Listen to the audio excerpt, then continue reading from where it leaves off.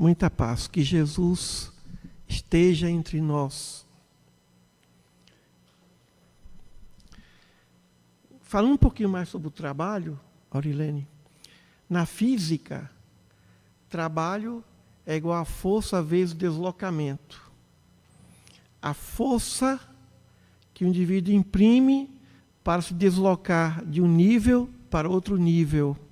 E não existe trabalho negativo na física. Todo trabalho que é dado em joules é positivo. E é interessante como os espíritos nos colocam. Essa questão de trabalho é todo o tempo útil. E vamos falar de um trabalho hoje, que é sobre a oração. A oração é um trabalho. Em muitas mensagens, os espíritos falam: pensai nos que sofrem, orai por eles. Então vamos falar desse trabalho especial, que é o trabalho da oração. Eu vou pedir para você, Aurilene, dar uma lidinha aqui nesse livro aqui. Pega seu óculos. Você usa óculos? Sim, né? para ler. Você sabia, não. A mais bela oração. A mais bela oração. Vou baixar isso aqui um pouquinho. Baixar um pouquinho. Não, isso, tá bom. A mais bela oração. E quando orardes, não sejais como os hipócritas, porque eles gostam de orar em pé nas sinagogas e nas esquinas das praças, para serem vistos pelos homens.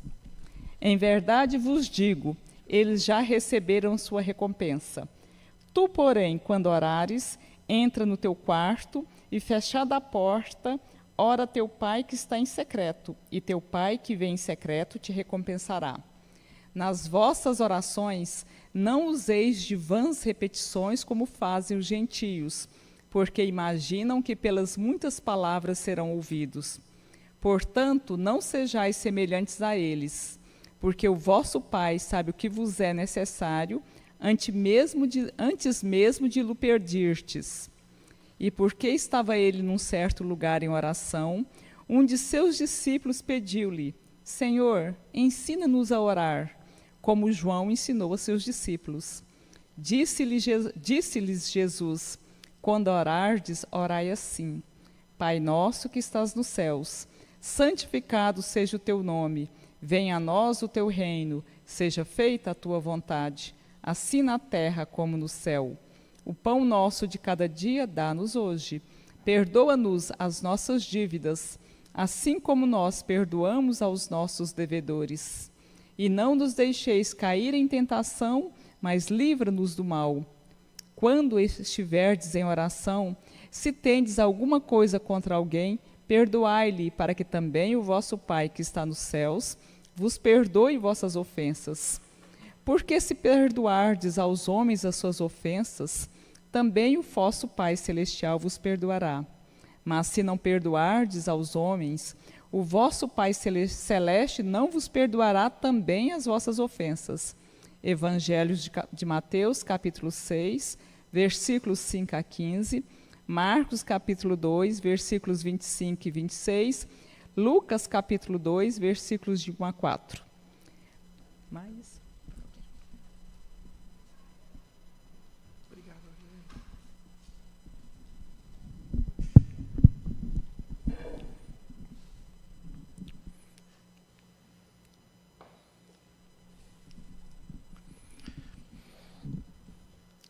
Essa parte, meus irmãos, é do Sermão da Montanha.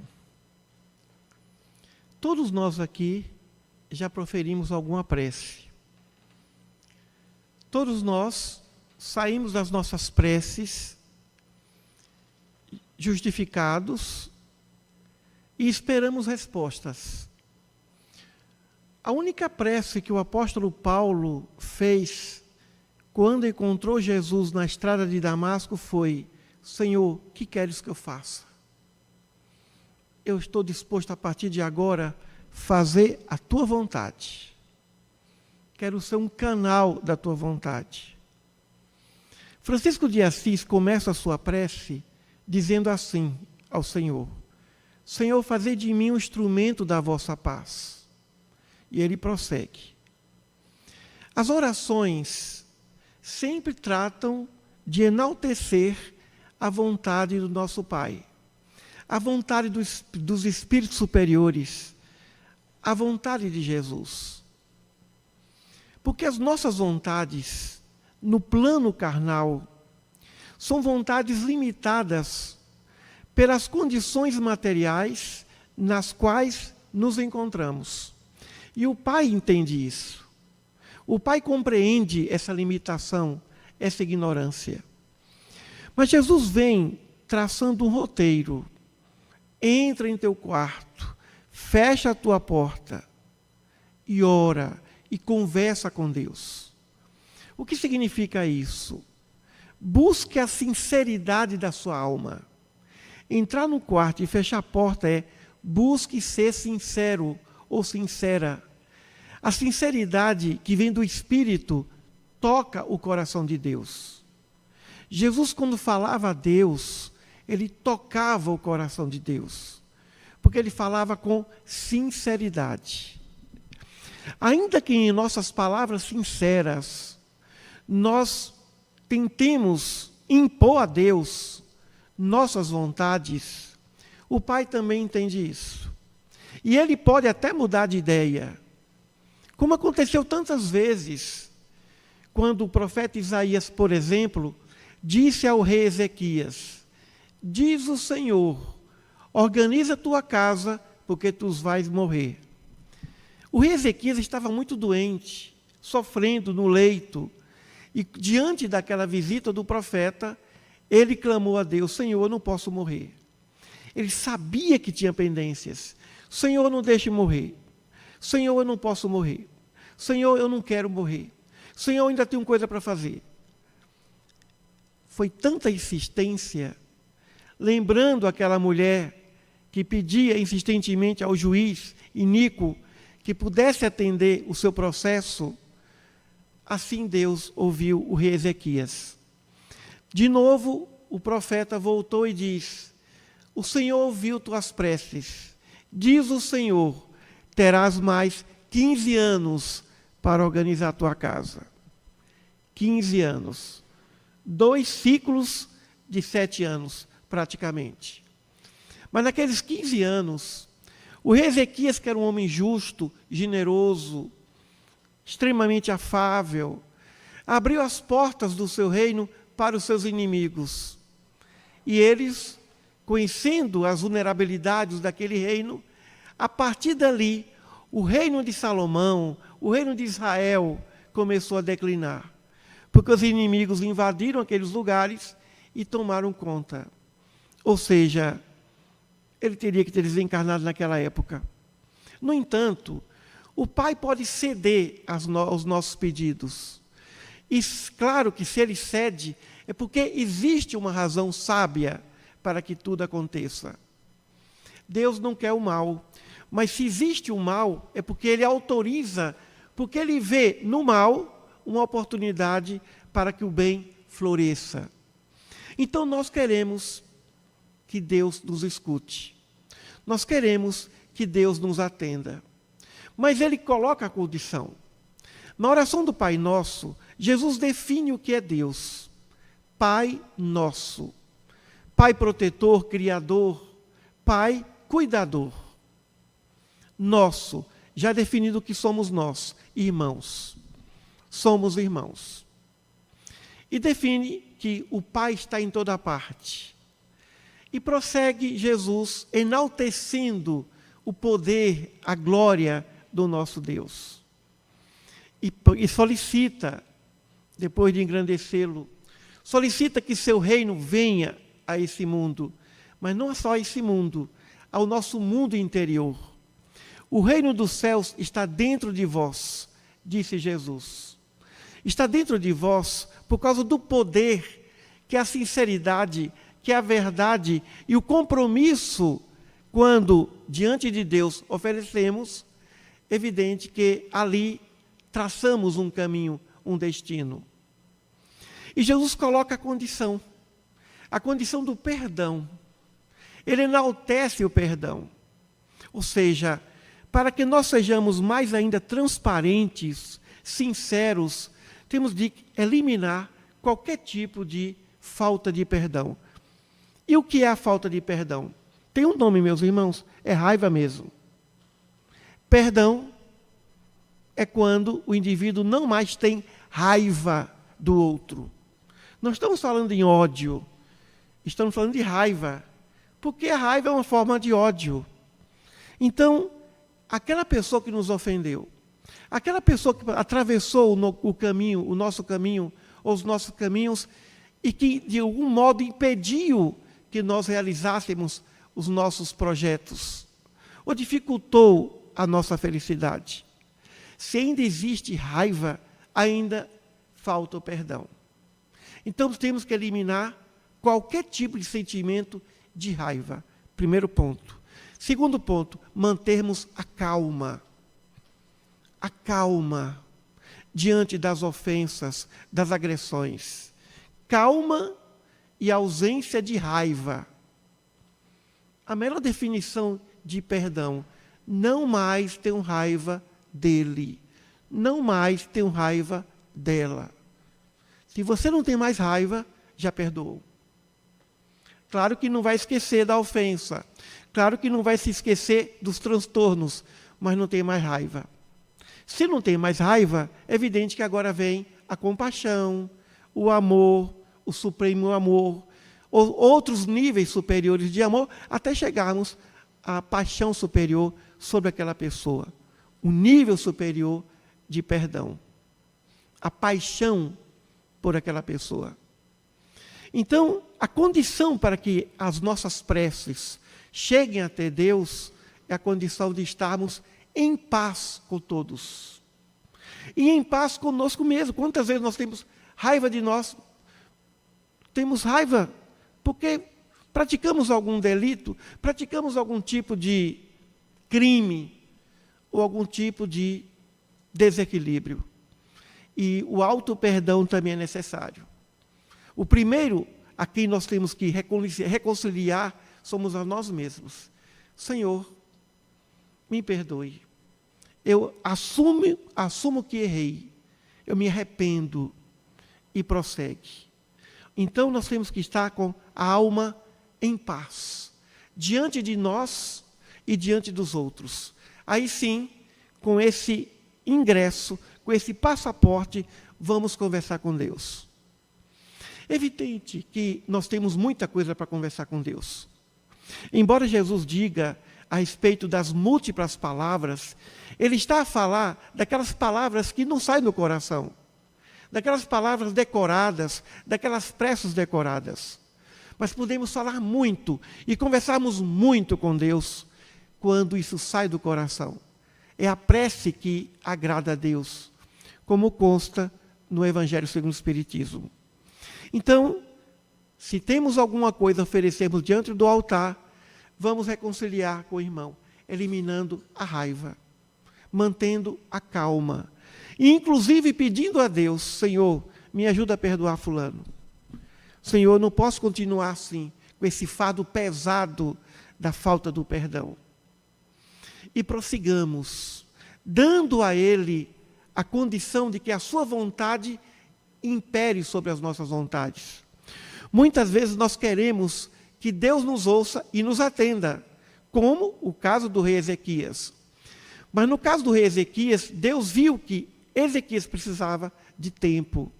E muitas vezes Deus nos atende e abre a exceção. Mas Ele quer uma coisa de volta. Ele quer fidelidade. Fidelidade ao propósito. Ele quer sinceridade. Ele quer amor. Ele quer verdade. Então nós podemos todos organizarmos nossas vidas e temos a certeza de que as nossas preces são ouvidas. Se não são atendidas do jeito que nós gostaríamos, é porque Ele tem razões maiores para isso. Muitas vezes Ele não vai interferir no livre-arbítrio. Quando nós falamos, Senhor, faça com que fulano me ame, deixe de me odiar. É evidente que isso vai ser trabalhado, mas Deus também sabe respeitar o livre-arbítrio de cada um de nós. Ele não vai forçar que o inimigo nos ame, mas Ele vai criar condições para que Ele nos ame. Por exemplo, alguém não gosta de nós. Alguém não nos perdoa por alguma razão. Porque nós ferimos, ou porque essa pessoa interpretou mal algum procedimento nosso. E aí, Deus põe em nosso caminho o filho ou a filha daquela pessoa, o neto, a neta, o ente querido, o marido, a mulher, o irmão, o pai, a mãe, alguém ligado àquela pessoa para que nós possamos ajudar. E vamos ajudar. E quando aquela pessoa fica sabendo que o seu ente mais precioso, mais querido, foi ajudado por nós, o processo do amor e do perdão começa. Ninguém resiste ao perdão diante de um malfeitor que ajudou um ente querido nosso. Então, é evidente que Deus não vai forçar o outro, mas vai criar condições para que o outro nos ame, colocando em nosso caminho entes queridos. Em nossas reuniões mediúnicas, quantas vezes o perseguidor implacável, o inimigo implacável, se curva diante daquele que ajudou sua mamãe, ajudou ou está a ajudar um ente querido seu. A perseguição ali cessa. Muitas vezes perseguição milenares, seculares, diante daquele malfeitor ou daquele antigo inimigo que agora está sendo um benfeitor para o seu ente querido. O amor é irresistível. Então, Deus não vai deixar sem registro nenhuma das nossas súplicas, mas o método dele é diferente do nosso. O método dele é um método eficaz, permanente. O nosso método é um método muito imediatista. Nós queremos imediatamente a gratidão, queremos imediatamente que todas as portas se abram, mas ele tem um método. Durante mais de 3 séculos, o povo de Israel orava a Deus pela sua libertação diante da escravidão do Egito. E Deus libertou. Mas aquele povo saiu do Egito e continuou sendo escravo do Egito, das paixões do Egito, da cultura do Egito. Moisés ficou 40 anos pelo deserto, circulando, esperando que aquela geração desencarnasse, para que seus descendentes pudessem adentrar a terra prometida. Embora o povo fisicamente estivesse livre da escravidão do Egito, continuava escravo das paixões que cultivavam egípcias durante aquele período do Egito. E Moisés, sabiamente, não os colocou naquela condição da terra prometida, porque sabia que aquele povo trazia vícios do Egito. Por isso que durante 3 séculos, aquele povo não saiu de lá. E somente saiu por causa da missão e da vontade de Deus e da missão de Moisés. Mas aquele povo não estava em condições espiritualmente de sair do Egito. Seus corpos saíram do Egito, mas seus corações estavam presos ao Egito. Então precisamos, através da oração, desse processo contínuo de conversa com Deus, de perceber a vontade dEle, de percebermos o que Ele quer e tirarmos dali a sabedoria. A sabedoria de sabermos esperar, a sabedoria de modificar os nossos projetos, os nossos planos, os nossos pedidos. Aí sim, a oração vai ter poder. As nossas preces serão poderosas quando nós percebermos que o que nós queremos é o que Ele quer. Mas isso leva tempo para esse amadurecimento. Não é fácil, porque precisamos de uma conexão. Essa conexão não é tão fácil como as palavras estão a dizer. Isso leva tempo. Precisamos muitas vezes de silêncios, de ambientes sagrados. Por isso a necessidade de entrarmos em templos, de visitarmos a natureza, de abraçarmos as árvores, de respirar o ar puro, de estarmos em contato com a água, com a montanha, com os mares, com as ilhas, com os céus, com as estrelas, para podermos nos limparmos dos miasmas, das ocupações materialistas do nosso dia a dia. Por isso a necessidade de termos horários de oração, locais de oração e transformarmos a oração num hábito. Não é apenas orarmos uma vez por semana, uma vez por dia. É estarmos orando pela manhã, à noite, ao meio-dia, antes das refeições, de maneira bem aberta, como a criança ora, de maneira sincera. Senhor, muito obrigado por isso. Senhor, como eu sou feliz. Senhor, eu vou agora entrar num outro projeto, vou começar um outro turno de trabalho. Ou seja, abrirmos com a prece cada atividade e cada tarefa e fecharmos com gratidão ao encerrarmos cada atividade. Como é difícil fecharmos uma atividade, fecharmos os ciclos, fecharmos um projeto, como uma faculdade, por exemplo. A gente começa entusiasmado, mas depois para fechar o ciclo não é fácil. Fechar o ciclo não é fácil. E precisamos, muitas vezes, de uma energia redobrada para podermos fecharmos aquilo que nós começamos um dia. Então, nós precisamos de estratégias.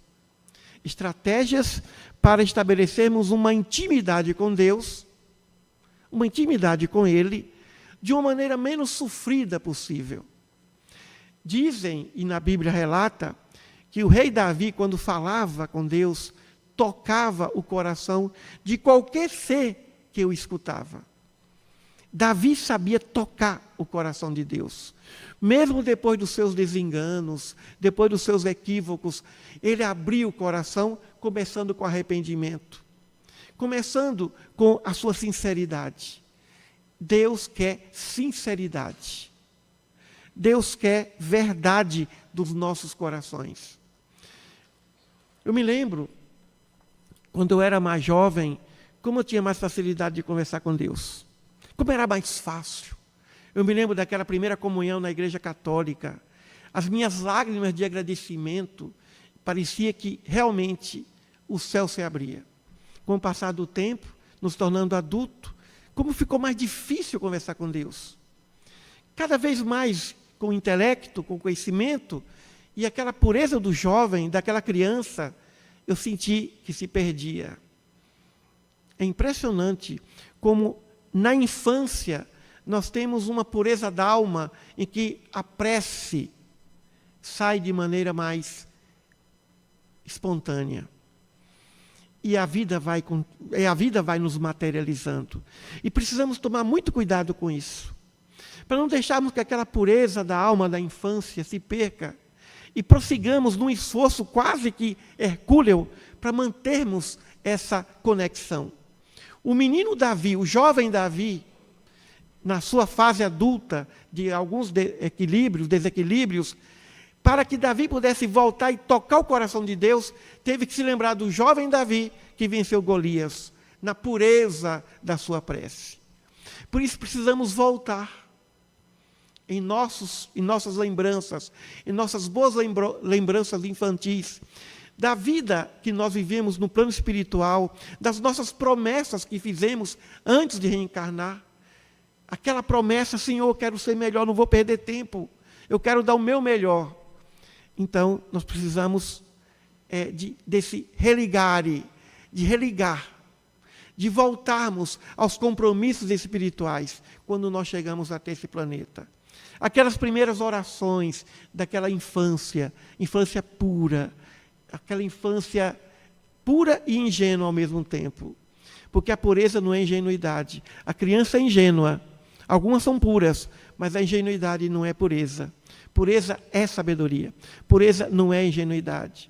Então nós deixamos um pouco da ingenuidade da criança com um pouco da sua pureza e vamos colocar em nosso ambiente adulto, em nossas consciências, em nossos raciocínios, em nossos sistemas de conhecimento, de ciência, de filosofia, para agora voltarmos tais quais crianças, como o nosso mestre falou: se não vos tornares crianças, não alcançareis os reinos dos céus. Ou seja, nós temos que orar a Deus como crianças e agirmos como adultos. E esse momento desse religar, desse momento de oração, é que precisamos cultivar. Cultivar. E dizemos: Senhor, tira de mim as melhores palavras, Há poucos dias eu conversei com um empresário, a empresa dele não estava bem, e ele disse para mim, Emílio, eu parei, conversei com Deus e falou, Senhor, o que o Senhor quer de mim? Eu disse, mas começou bem, que oração boa, o que o Senhor quer de mim? Por que está dando errado? Por que as coisas não estão dando certo na minha empresa? Então, eu falei, é o começo de uma boa prece, a sinceridade. A gente pode começar com o Pai Nosso, e do Pai Nosso tirarmos inspirações, e começarmos depois com uma conversa franca com Deus, uma conversa verdadeira com Ele, e saímos dali justificados, e saímos dali em lágrimas, e saímos dali fortalecidos, e saímos dali seguros, poderosos, certos de que Ele está conosco. E não tenhamos medo de pedir. Ele pode tudo, Ele é dono de tudo. O planeta Terra não passa de um ponto luminoso do universo, diante de trilhões e trilhões de planetas, bilhões e bilhões de galáxias. Ele é poderoso. Não tenhamos medo de pedir a Ele. Isso é fé. E quando temos fé, e como Jesus falou, podeis mover uma montanha de um lugar para outro. As montanhas do egoísmo, as montanhas das limitações, as montanhas da ignorância, da falta de amor, do desamor. Então, não tenhamos medo de conversar com esse poderoso. Nós somos a sua obra-prima. O Espírito é o ser mais importante do universo para Deus. Então, não tenhamos medo de chegarmos até Ele, de conversarmos com Ele e dizermos, Senhor, eu pedi, o Senhor não ajudou, por quê? Por que eu pedi isso, o Senhor não ajudou? Por que o Senhor não me atendeu? Vai chegar a resposta. Eu não atendi por isso, por isso e por isso. Os espíritos, os nossos anjos protetores, vão passar pelas nossas consciências e durante o sono e vão nos revelar por que aquele pedido não chegou, por que aquele pedido não foi atendido. E aí nós vamos perceber que quando Deus diz não, Ele está dizendo vários sims para outros aspectos, para outras oportunidades.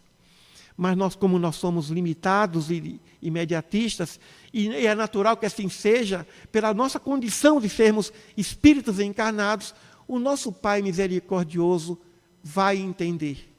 Não vamos pensar no Deus que censura, mas num Deus de amor, num Deus que reclama, num Deus que condena, mas num Deus que ampara, num Deus que enaltece, num Deus que nos eleva. Deus não vai nos humilhar. Não esperemos dele uma humilhação, não esperamos dele uma reprovação. Ainda que tenhamos praticado os piores crimes, esperemos sempre dele acolhimento, esperemos sempre dele amor infinito, perdão. Perdão, não há nada que não se possa ser perdoado. Ele pode tudo. Então precisamos ter essa consciência do poder da oração com Ele. Tudo que nós pedirmos com fé, nós vamos alcançar. Mas dentro da vontade e do tempo dEle. Buscai e achareis. Batei e abre-se-vos-á. Meus irmãos, realmente o reino do céu só está dentro de nós, porque nós temos um poder infinito, esse poder de conversarmos com Ele. Esse poder que os animais não têm, esse poder que os vegetais ainda não têm, nem os minerais.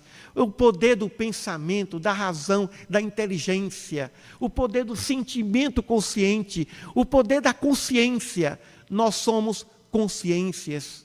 E como já dizia o grande mestre americano, Ram Dass, nós somos consciências que amam.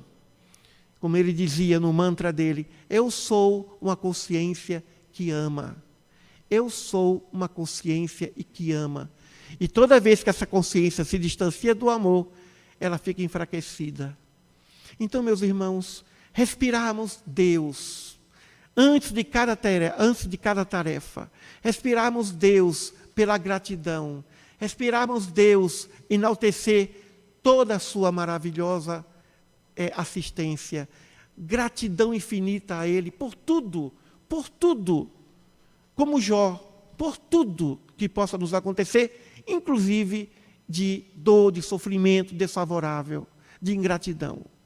Então, nós temos esse poder de construir os nossos destinos. Nós temos esse poder em nossas mãos.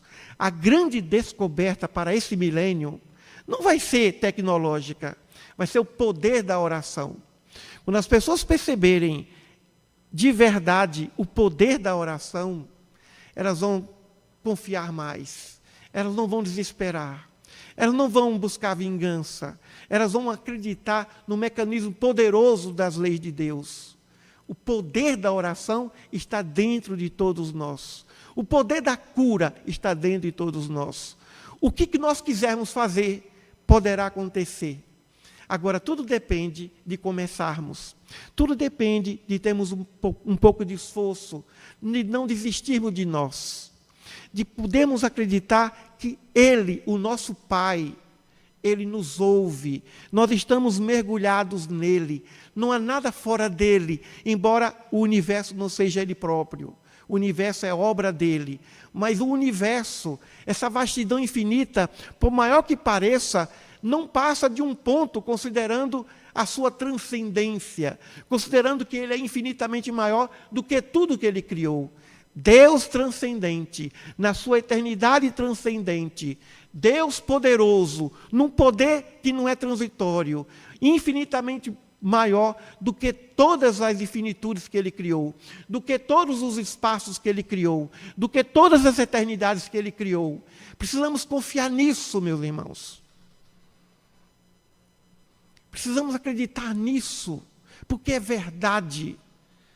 E precisamos observar os grandes intérpretes do Pai, os seus profetas, não só no campo da religião, no campo da ciência, no campo da filosofia. Sócrates foi um profeta, Aristóteles na sua área, Einstein, Newton, Copérnico, Kepler, Galileu, tantos outros. Nós somos, na verdade, seres destinados à felicidade. Cada um de nós é muito importante para Ele. Por isso que cada um de nós temos que nos ver e vemos o outro como sendo um grande patrimônio do nosso Pai. Por isso ele fala do perdão. Por isso que ele fala da necessidade de, aí sim, estarmos blindados contra as tentações. A pior tentação, a pior de todas, é nós não acreditarmos em Deus. Não acreditarmos na sua misericórdia, na sua assistência, no seu magnífico poder. Essa é a pior das tentações. E o pior dos males é nós não acreditarmos em nós mesmos, é desistirmos de nós, das nossas evoluções. Então, vamos buscar esse pão nosso de cada dia. O pão da vida é a alegria de viver. O pão da luz, vós sois a luz do mundo, é a alegria de viver em alegria. Qual foi a última vez que nós experimentamos uma profunda alegria? E por que nos falta alegria?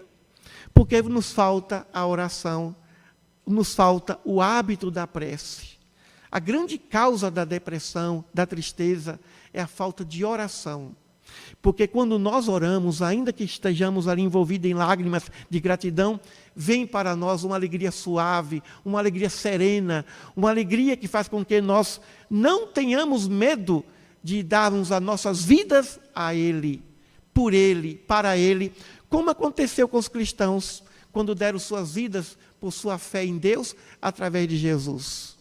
Então vamos sair daqui fortalecidos, orando, conversando com sinceridade. Senhor, há muito tempo que eu não converso contigo, agora eu quero conversar. Senhor, acontece isso, eu sei que o Senhor sabe tudo, Senhor. O Senhor sabe tudo, mas eu não sei.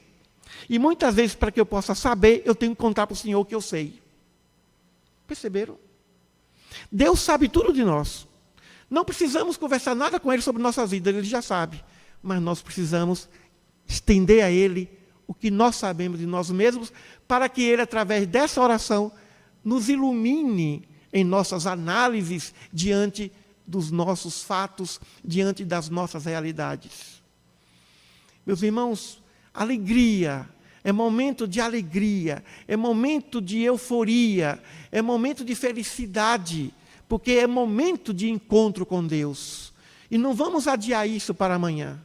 Vamos, a partir de agora, fecharmos os olhos ou com o olho aberto, dizer, Senhor, eu quero conversar contigo. Senhor, eu quero me encontrar com o Senhor. Senhor, eu quero voltar àquela ingenuidade, àquela pureza da infância e dizer, Senhor, eu sou tua criança. Senhor, eu sou o teu jovem. Senhor, eu sou o teu Davi.